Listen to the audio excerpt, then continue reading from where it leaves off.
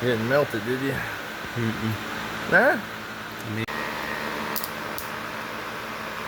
This is Martin's first ever TIG weld.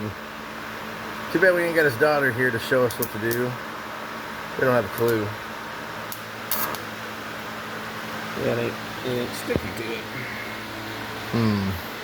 Probably need to clean it up. That's on me. I didn't clean it up enough, so you can blame it. It's not your fault, Mar. It's mine. Well, I don't know.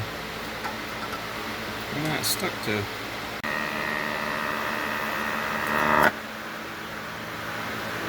So, I got faith between the two of us we can get it figured out.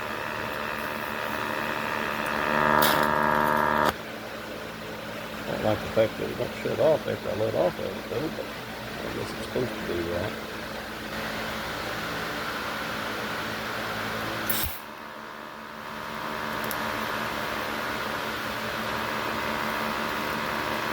You might have to feed that rod into it faster. I don't know. It's burning off kind of red.